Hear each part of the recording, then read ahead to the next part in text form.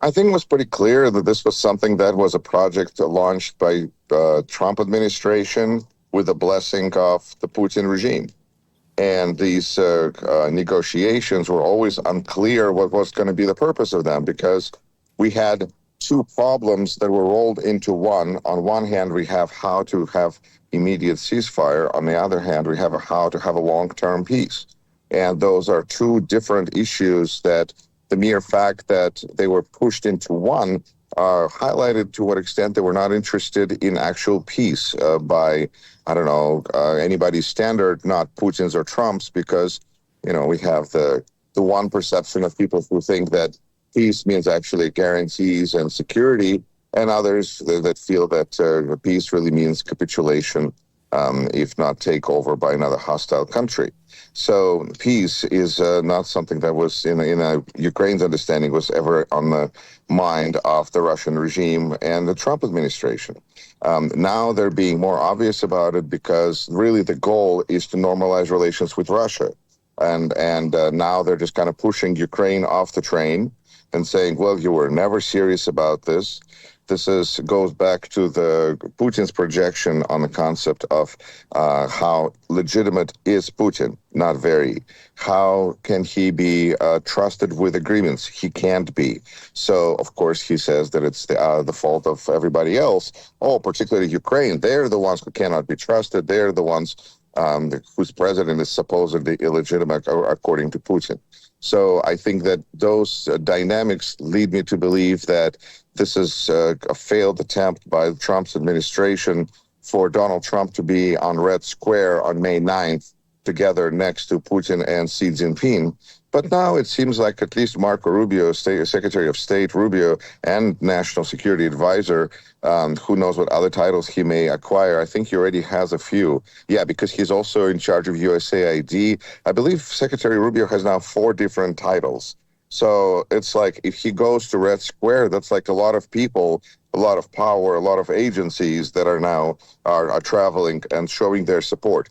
It's unfortunate because Americans don't have the appreciation for World War II like Russians do, and for the sacrifices that were made. And it seems like, even though Russia and the United States had many different wars since then, it is the World War II or the Великая Отечественная война, the Great War of Fatherland, that is so close to Russian leaders' heart, perhaps because so many Russians died. No, not because they actually won, because that seems to be a problem. In wars often, Afghanistan being an example, that didn't work out well for either side.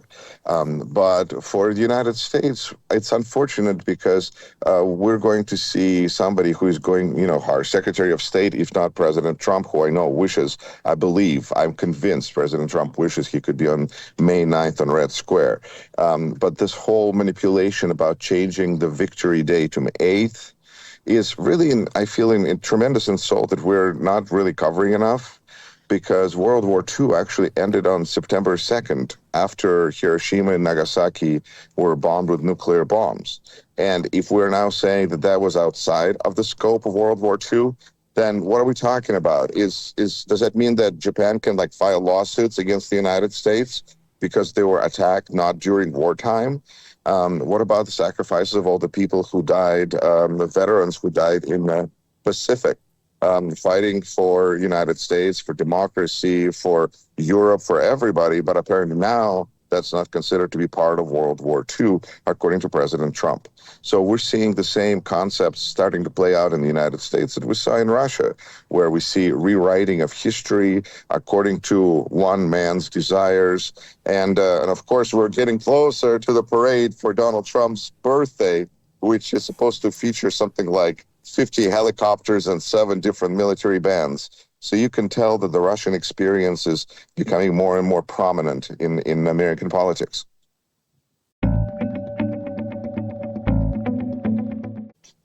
There's a part of me that would like to imagine a scenario where you have all the dictators in the world gathering on Red Square, and then a bomb is dropped on Red Square, and all of a sudden, billions of people lose a trusted leader and have to figure out things for themselves. I think that Ukrainians, on one hand, are entirely entitled to hit any part of Russia because Russia is attacking Ukraine. But I think that it is a pretty reasonable expectations to say that Ukrainians are not going to strike Red Square because, well, I'm not sure it would be a bad idea, but it would have strong consequences. It's important, I think, to acknowledge that there are conversations about how to defeat Russia. And you have people who are saying it's important to start hitting Moscow because until Moscovites see that their quality of life has suffered, Russia is not going to change because Russia is about Moscow and St. Petersburg. That's one approach. That would be Yuri Rashkin, who I very much respect. Another one is Vitaly Portnikov, who I also very much respect, whose approach is strategy, will be to destroy Russia's supply routes, to destroy Russia infrastructure, so to kind of bleed them out and not make them able to fight because Vitaly Portnikov thinks that attacking Moscow would only aggravate Russians even more wanting to destroy Ukraine. Then there's the approach that is preferred by my viewers, and I'm sure yours as well, which is just to kill Putin. And that doesn't seem to be a popular one on a state level because whether we're looking at like Colin Powell approach, which is if we destroy it, we have to take it over or what, not probably going to happen. But I think that we can combine business with pleasure. I think it's very important because we have to stop Russia, but we can also enjoy it. And I think that's where attacks within Moscow on structures like FSB, Lubyanka, or Ostankino, their TV broadcasting capabilities, not, residential areas. No. But like the parts that of the information machine, of the attack machine that are so prominent, so visible, and would be such important symbols to be destroyed and attacked, it would really, I feel, cheer up not just people in Ukraine, but really people all over the world.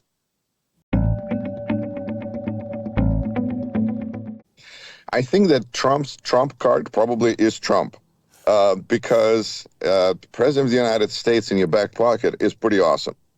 And I think that Ukrainians would not attack because there could be, you don't want to destroy relations with China or possibly with the United States if you kill their state. I mean, this is just the problems that there would be is a big list. However, it's important to acknowledge that May 9th is becoming kind of a dictator celebration day. And we see that people who consider themselves to be authoritarian leaders, or even more broadly, Russian world, it's like the day of celebration of the Russian world, which is the opposite of Pax Americana.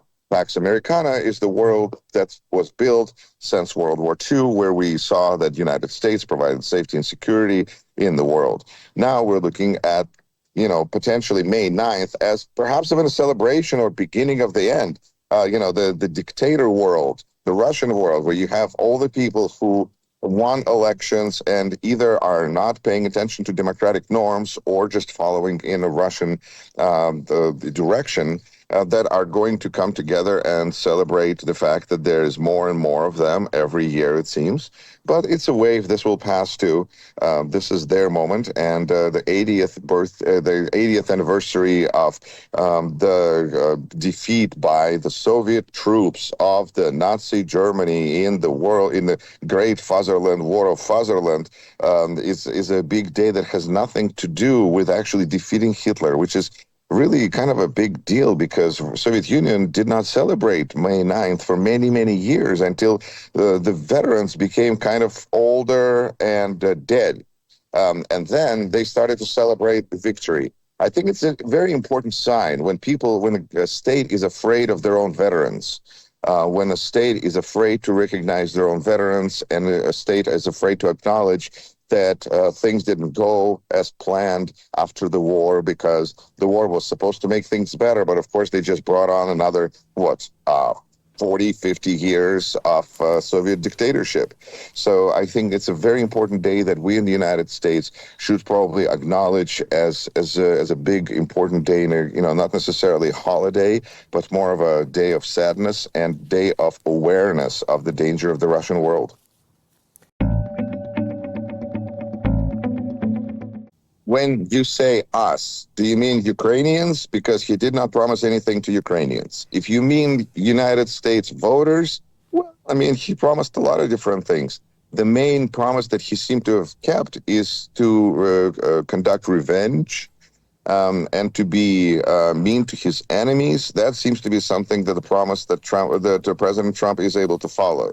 Things like negotiations, so-called deals, are a big problem for him. They always have been.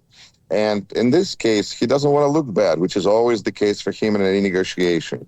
And so he has a choice. Either he makes a bad deal, which is the standard for him, or he disappears and says, this was a smart thing for me to get out of here because this bankruptcy just means that I should have gotten out of this business. Which means that Donald Trump has kind of a two-mode of operation. Either he covers up for something that he thinks is making him look bad, or he's making stuff up, creating the world that he lives in, but the rest of us do not. And kind of those are the two options that he's discussing.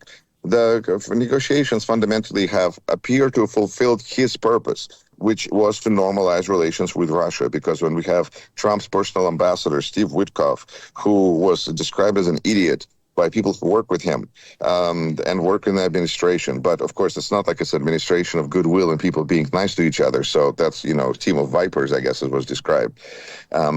They're not going to achieve anything. They're not designed to achieve. They're not supposed to achieve anything, because when we have one person who is supposed to talk to Moscow, and that's Stephen Witkoff, and then we have another person who's supposed to talk to Kiev, how is this a negotiation? How are we being mediators? This is a setup. Sometimes you see situations that are set up to fail, and these negotiations were set up to fail. It is interesting that right now the Trump administration is so poor at predicting the outcome of their own actions that they did not realize that it would be Russians and Kremlin who would be upset about Trump withdrawing from the negotiations, because Kremlin needs those negotiations to remove sanctions, to get their money back, to bring back Russia. They need the negotiations. And when Trump says, well, these negotiations are not getting the peace done and I'm here for peace, so I'm out of here, Russia's a little confused because they're going, no, Donald, we're not here for peace. We're here for other purposes. Come back to the table, which just highlights how inept he is at this process. This is not his. I think ultimate takeaway is from being in the United States and watching what's unfolding here. I think that the further you are from Donald Trump, the better off you are. Relying on Trump administration for guarantees of safety is just a laughable statement anymore, because we in America cannot count on guarantees of safety and law and all of those kinds of things, because we have the administration that we now do. We see that people who have legal papers to be in the United States being deported illegally to Salvador. We see American citizens, four-year-old with cancer, whose mother is illegal resident of the United States, who got deported. And so the 4-year-old is a citizen of the United States. When we see those kinds of things take place, and other countries are saying, we want the United States to provide guarantee of our safety, I go, we can't provide guarantee of our safety. What safety are you talking about for Ukraine? So I think Ukraine and many other people in countries in this world found ourselves a little bit, I guess, or almost like orphans, where you feel like you had a parent and you always have that backstop, and then all of a sudden the parent is not there, or a parent gets remarried to a step parent, and now we have this situation where America is just not what many people thought it was. America is a country, which means that there is people, which means that it's very different. But we are now starting to feel different. Americans are starting to feel awkward about traveling to other countries, because we go, well, we're Americans. We've done some. We have such a president. Maybe people wouldn't want to see us. And I'm starting to think of Americans as I'm watching Americans go through the same process as Russians went after big war started in 2022 against Ukraine. And Americans had to figure out, are we the good guys? Or Russians had to figure out that there's no way that they can be the good guys now. And does it mean that nobody likes Russians anymore? And they had to go through that process of having good Russians, not so good Russians. And it's a big divisive process in a society. And now we see exactly the same thing, slower, but more or less start to play out in the United States, when we see that our government is joining forces with somebody that we do not support at all. And it's hard for us to say, we're the good guys. It's like in that meme from an old TV show. Are we the bad guys now? I think a lot of people are struggling with this and taking it in different ways. And it's amazing, really, to what extent one president, one person can change the mood, the atmosphere in the whole. Well, of course, the atmosphere is also changing. We have information that fossil fuels and the situation with our environment has gotten worse in the last 100 days. Well, who would have thought? But it's just honestly surprising to me still when they discuss things with people from Wall Street who's supposed to know better, who operate with huge amounts of money, who leverage, just vast wealth, who go, well, we did not think that Donald Trump would do this. And when they are told that this is what he said he would do during the campaign, these smart, wise, rich people say, well, there's no way he would do something that terrible and that dumb. Okay?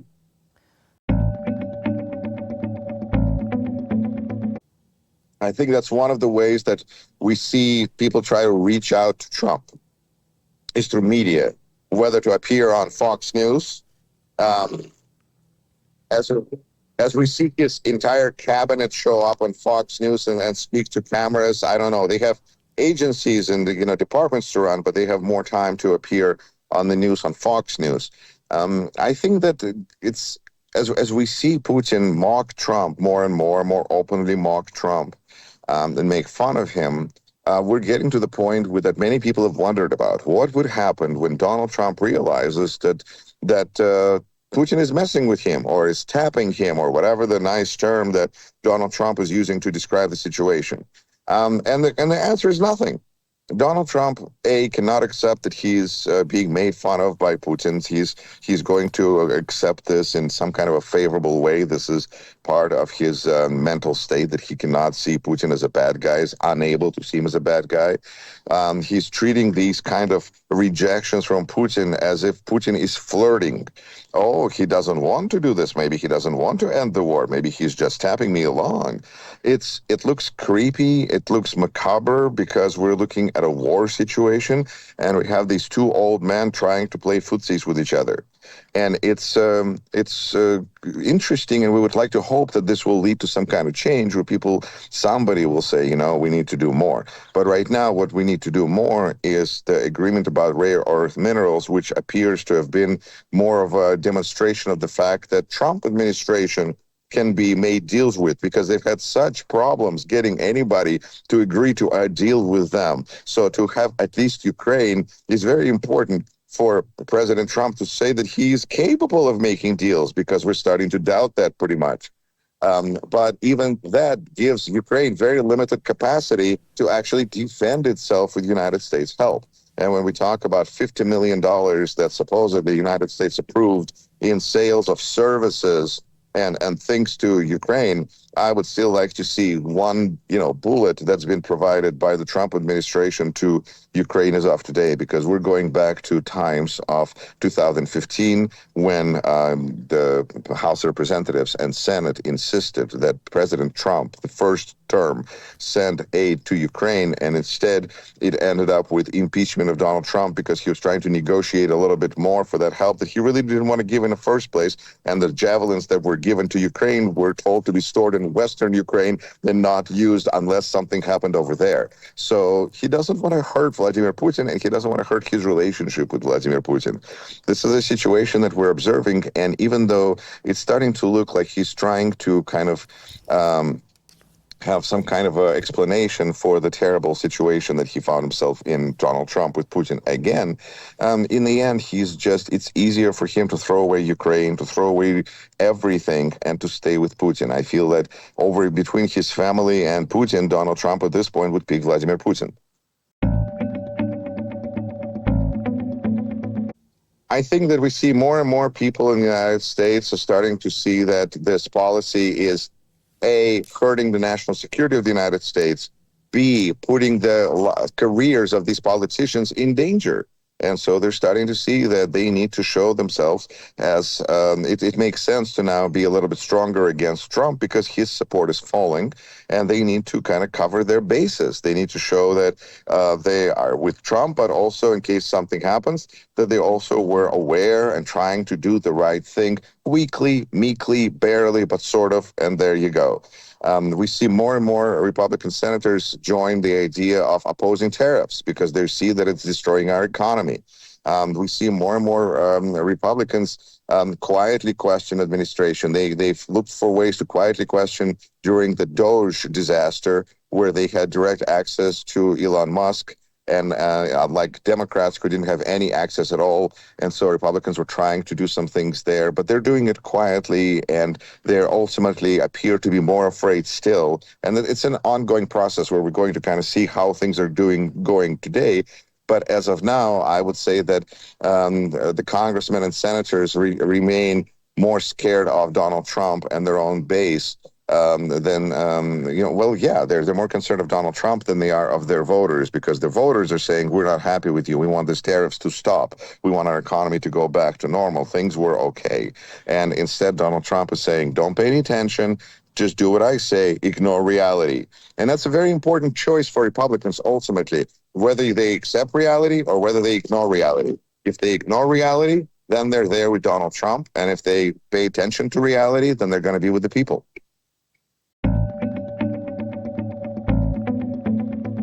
I think that I have 1% on my phone, so I will tell you that this is just it's an attempt to legitimize imperial thinking, whether it's to justify Russia taking over territory or United States taking over the territory. This is, emperors, wannabes who are trying to explain to the world that they have a legitimacy for their illegitimate desires to expand their territory. Territory expansion is not 21st century. This is old stuff, and these people are old and need to be sent to history books where people need to learn about Putin and Trump, understand what not to do, make conclusions, and then learn history and practice it.